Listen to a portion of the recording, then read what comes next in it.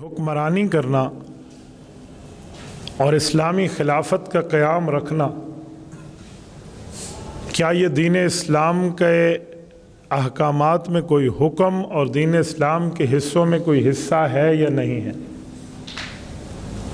دوسری بات، اگر یہ دین اسلام کے احکام بھی ہیں اور دین اسلام کا حصہ بھی ہے تو اس کے اہل لوگ کون ہیں؟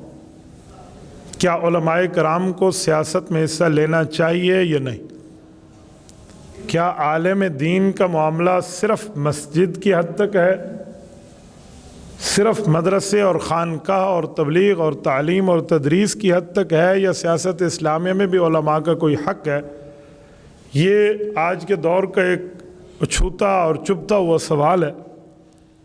میں آپ کی خدمت میں دلائل شروع کرنے سے پہلے مختصراً اتنا عرض کروں گا کہ جس طرح دین کے سارے کام علماء کرام کی ذمہ داری ہے، ایسے ہی سیاست اسلامیہ بھی علماء کی ذمہ داری ہے، کیونکہ یہ نبوت کی نیابت ہے۔ رسول اللہ صلی اللہ علیہ وسلم کا نائب بننا ہے، اور نبی پاک صلی اللہ علیہ وسلم کے نائب وہ ہیں جو حضور پاک علیہ السلام کے دین کے علماء ہیں۔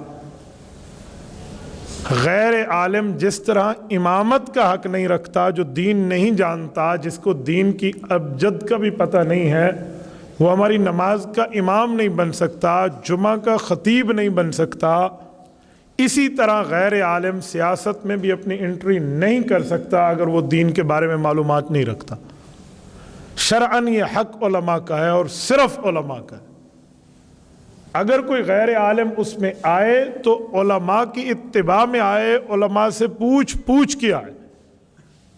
کوئی غیر عالم اس میں آئے اور علماء سے پوچھے بغیر آئے تو وہ شریعت میں گناہگار ہے، وہ رسول اللہ صلی اللہ علیہ وسلم کی نیابت میں انٹری کر رہا ہے جس کا وہ اہل نہیں ہے۔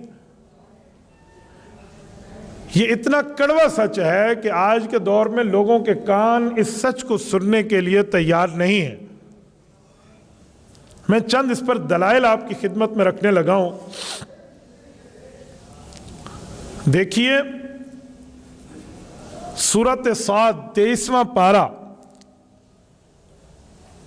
اس کی آیت نمبر 21، رب کریم ارشاد فرماتے ہیں، یا داؤد انا جعلناک خلیفۃ فی الارض، اے داؤد علیہ السلام، ہم نے آپ کو نبوت دی، ہم آپ کو زمین میں حکمرانی اور خلافت کا اہل قرار دے رہے ہیں۔ اللہ تعالیٰ نے وقت کے نبی کو سیاست اسلامیہ کا وارث قرار دیا۔ کیا داؤد علیہ السلام کی امت میں کوئی اور اس قابل نہیں تھا کہ وہ سیاست اسلامیہ کرتا؟ لیکن اللہ نے وقت کے نبی کو کام دیا، کیونکہ جب تک بنی اسرائیل کی قوم اور انبیاء رہے ہیں اس وقت تک سیاست اسلامیہ انبیاء کا کام تھا، نبی کے علاوہ کوئی اور نہیں کر سکتا تھا۔ وہی نبی ہوتا، وہی پیغمبر اور رسول ہوتا، اور وہی اسلامی سیاست دان ہوتا۔ جب انبیاء بنی اسرائیل کا دور گزرا، بنی اسماعیل میں پہلے اور آخری پیغمبر حضرت محمد الرسول اللہ صلی اللہ علیہ وآلہ وسلم جب خاتم النبیین بن کے تشریف لائے تو حضور پاک نبی بھی ہیں اور اسلامی سیاست دان بھی ہیں۔ ختم نبوت کی وجہ سے حضور پاک علیہ السلام کی امت پر اللہ نے یہ رحمت کر دی کہ اب آپ کے وارث انبیاء پیدا نہیں ہوں گے، کیونکہ آپ آخری نبی ہیں۔ محمد الرسول اللہ صلی اللہ علیہ وسلم کے وارث علماء ہوں گے، یہ ختم نبوت کی دلیل ہے، کیونکہ پہلے نبی فوت ہوتا تو دوسرا نبی اس کا وارث بنتا۔ اب ختم نبوت ہے، نبی کی وفات کے بعد نبی اس کا وارث نہیں ہے، عالم اس نبی کا وارث ہے۔ تو جو کام نبی نے کرنے ہیں وہی کام علماء نے بطور نائب کرنے ہیں امت کی رہبری کے لیے۔ تو جو سیاست نبی کرتے تھے وہی سیاست علماء کریں گے۔ اب جو بندہ انبیاء کا وارث ہے، عالم دین ہے، شریعت اسلامیہ کو جاننے سمجھنے والا ہے، تو اس آدمی کو خطبہ دینے کا بھی حق ہے، مسئلہ بتانے کا بھی حق ہے، فتویٰ دینے کا بھی حق ہے، اس آدمی کو امام اور خطیب بننے کا بھی حق ہے، اور اسلامی سیاست دان بننے کا بھی حق ہے۔ اگر کوئی بندہ عالم دین نہیں ہے تو شرعاً وہ اس عہدے کا اہل نہیں ہے۔ ہاں علماء اس کو نائب مقرر کر دیں اپنی نگرانی میں، پھر اور بات ہے۔